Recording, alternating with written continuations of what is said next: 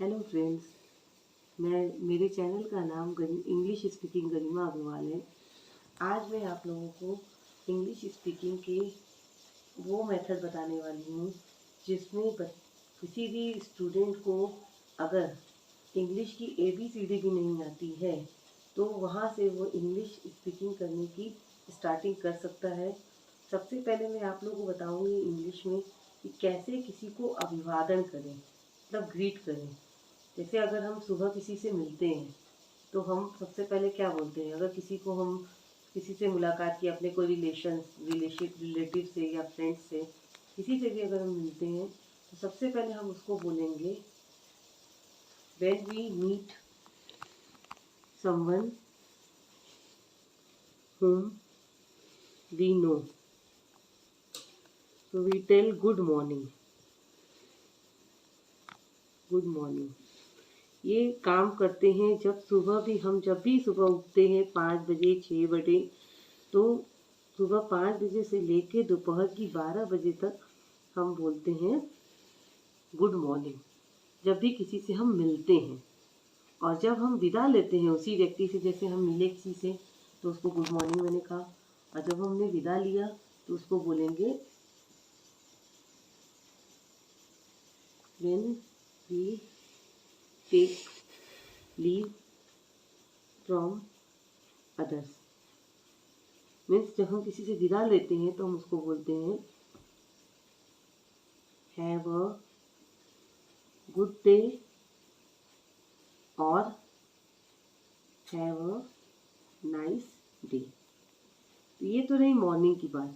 जिससे हम मॉर्निंग में जब किसी से मिलते हैं तो सुबह जितनी बजे भी हम सोकर उठेंगे उतने बजे से लेकर दोपहर की 12 बजे तक जब हम किसी से मिलेंगे तो उसको गुड मॉर्निंग बोलेंगे।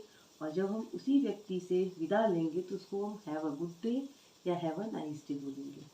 सबसे पहले जब भी हम कोई लैंग्वेज सीखते हैं तो उस लैंग्वेज में हमको आदर और सत्कार आना पहले बहुत ज़रूरी है। हमने पूरा इंग्लिश ग्रामर सीख लिया, इंग्लिश बोलना सीख लिया, लेकिन हमको कट्स ही नहीं है, हम किसी का सम्मान नहीं दे सकते हैं, तो वो चीज़ें सीखने का कोई मतलब नहीं है, कोई भी फ़ायदा नहीं है। सबसे पहले ये बहुत ज़रूरी चीज़ है किसी भी लैंग्वेज में ग्रीट करने के। हिंदी में हम नमस्ते करते हैं, इंग्लिश में गुड मॉर्निंग करते हैं, अदर लैंग्वेज में अदर भाषाएं बोलते हैं। उसी तरीके से जब हम दोपहर में किसी से मिलते हैं, when we meet someone in the afternoon. Afternoon means दोपहर 12 बजे से लेके 12 PM टू 4 PM जब हम किसी से मिलते हैं तो उस समय हम बोलते हैं we say good afternoon. And when we take leave we say good day. But it is said when we take leave up to 4 PM। Means अगर हम 4 बजे तक जब हम किसी से लीव करते, छोड़ते किसी को, और 4 के पहले किसी से हम मिलते हैं तो गुड आफ्टरनून, और विदा लेते समय गुड डे बोलते हैं। फिर उसी तरीके से जब हम शाम को किसी से मिलते हैं, व्हेन वी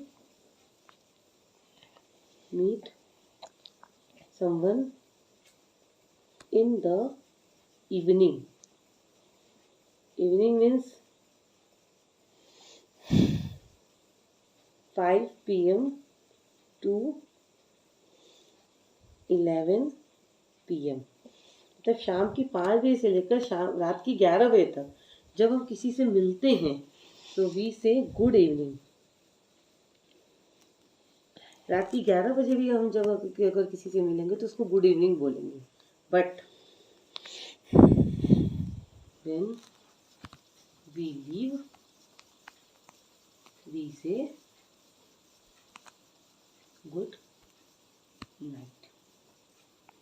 ठीक है फ्रेंड्स, इतनी चीज़ें आपको समझ में आई। अगर किसी बच्चे को इंग्लिश की एक ABCD भी नहीं आती है और वो इंग्लिश सीखना चाहता है प्रॉपर वे में, इंग्लिश लिखना, बोलना, पढ़ना और समझना, तो सबसे पहले ये सबसे मेन इम्पॉर्टेंट चीज़ है कि सबसे पहले हम कैसे किसी को अभिवादन और सत्कार करें, उसके बाद हम चीज़ें स्टार्ट करते हैं। तो जब हम किसी से मॉर्निंग में सुबह 7 बजे, 6 बजे, 5 बजे जब भी हम उठते हैं मिलेंगे तो उसको गुड मॉर्निंग बोलेंगे। विदा लेते समय हैव अ गुड डे या हैव अ नाइस डे बोलेंगे।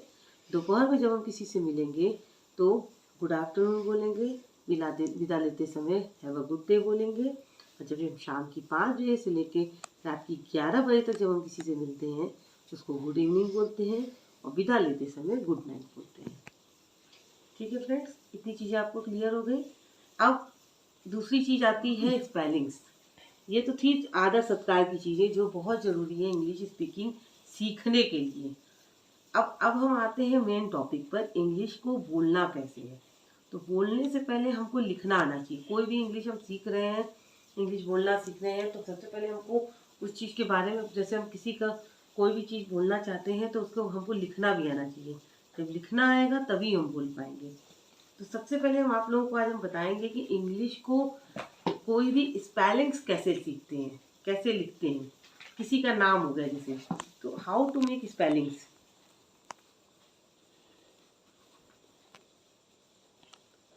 स्पेलिंग्स को कैसे बनाएं, ये बहुत ज़रूरी है। आप एकदम, मैं शुरू से बता रही हूँ, जैसे एक LKG का बच्चा होता है, उसको लैंग्वेज सिखाने के लिए उसको क ख ग घ ABCD सिखाया जाता है। उसी की तरह अगर आपको इंग्लिश की ज़रा सी भी जानकारी नहीं है तो आपकी शुरुआत इंग्लिश की ABCD या क ख ग घ से ही होगी। तो सबसे पहले हम लोग लिखेंगे क ख ग घ।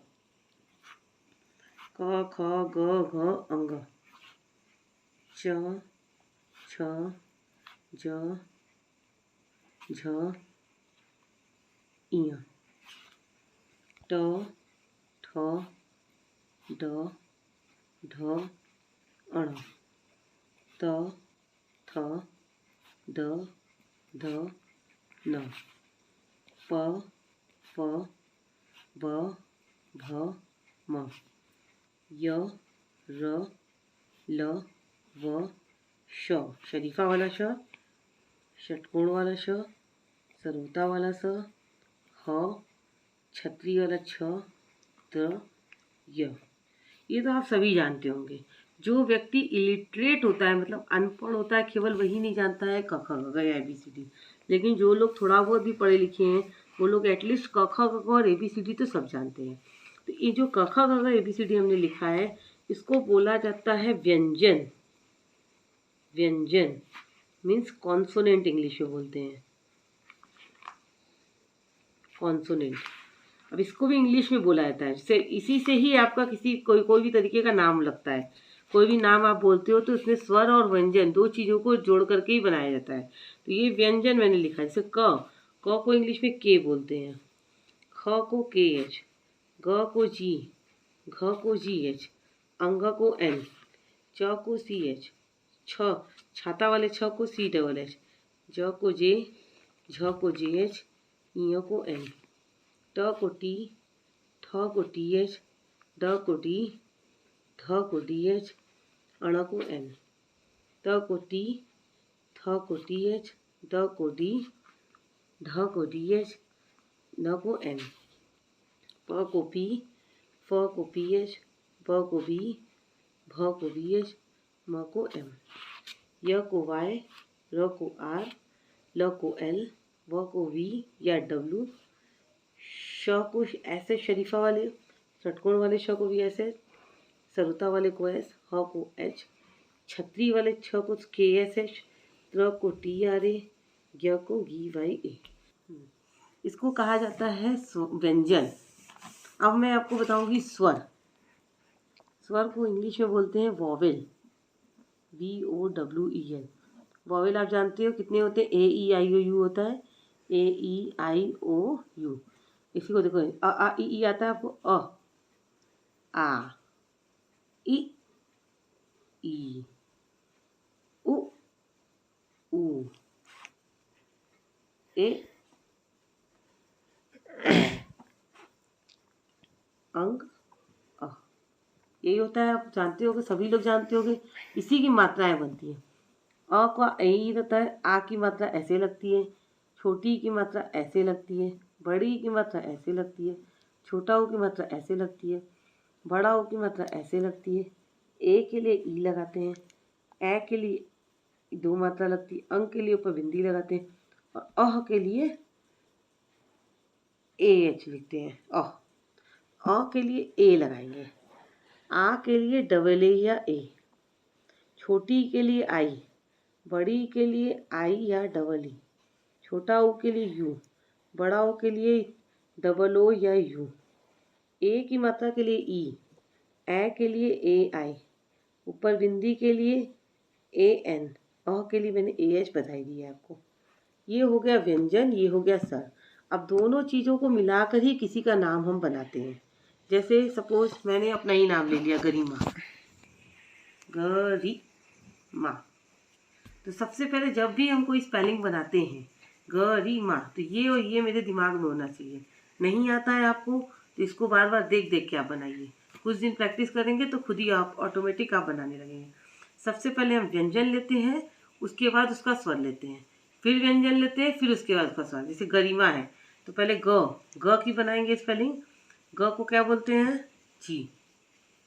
अच्छा, एक चीज़ और, अगर आपने जैसे कोई भी ऐसा शब्द जिसमें व्यंजन के साथ कोई स्वर नहीं जुड़ा है तो उसमें हम ए जोड़ देते हैं। अगर स्वर जुड़ा है तो स्वर लगाएंगे, नहीं तो ए जोड़ देंगे। जैसे ग में कोई स्वर मात्रा जुड़ी है, नहीं जुड़ी है तो उसमें ए लिख देंगे। फिर री है तो र पहले लिख के तब उसकी मात्रा लगाते हैं। तो री के लिए आर लगाया मैंने, और छोटी की मात्रा के लिए मैंने क्या बताया, इधर देखेंगे हम आई। री माँ, म के लिए मैंने क्या बताया आपको, एम। और आ के लिए क्या बताया, डबल ए या ए। वो आप पर डिपेंड करता है कि आप डबल ए लगाएं चाहे ए लगाएं। मैंने मान लिया ए लगा दिया, तो ये बन गया गरिमा। ठीक है, अब मैं दूसरा शब्द लिखती हूँ। शब्द लिया सौभाग्य। ये कठिन शब्द है थोड़ा, ठीक है। अब इसको तोड़ेंगे हम, पहले व्यंजन फिर उसका स्वर।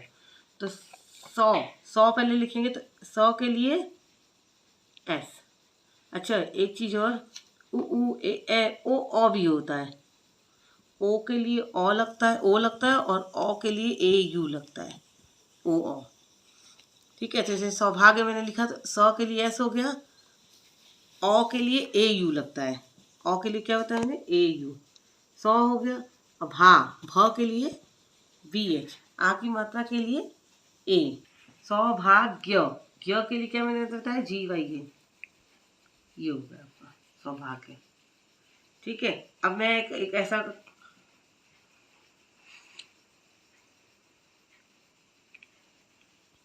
कमलिनी का जैसे क के लिए क्या लिखेंगे, के। और इसमें कोई मात्रा नहीं है तो ए लगा देंगे अपने से। म लिखे एम, इसमें भी कोई मात्रा नहीं है, ए। ल के लिए एल लगाएंगे, छोटी की मात्रा के लिए आई। न के लिए एन, और बड़ी की मात्रा के लिए डबल ई लगा दो चाहे आई लगा दो। ये हो गया। आज मैं आप लोगों को 5 स्पेलिंग दूंगी, उसको आप लोग कल बना कर ले आइएगा, फिर हम कल उसको बताएंगे आप लोगों को कैसे करना है। कमेंट सेक्शन में डालना है। जो भी मैं आपको 5 नेम बता रही हूँ, उन 5 को आप कमेंट सेक्शन में डालिए और मैं आपको बताऊंगी आपने सही किया है कि गलत किया है उस चीज़ को। मैं आपको लिख के दे रही हूँ, देखिए। फर्स्ट वर्ड है Naresh, second is Rajasthan, third is Nagpur, और fourth one is Gwalior, and the fifth one is Madurai. ये 5 शब्द की इंग्लिश में आप सभी बनाइएगा और उसको कमेंट सेक्शन में डालिएगा। मैं आपको बताऊंगी कि वो सही है कि गलत है। अगर कुछ भी फॉल्ट होती है तो मैं आपको नेक्स्ट टाइम फिर से समझाऊंगी। जो भी कुछ आप गलती करते हो, आप अपने पहले आप इनकी स्पेलिंग कमेंट सेक्शन में डाल दीजिएगा।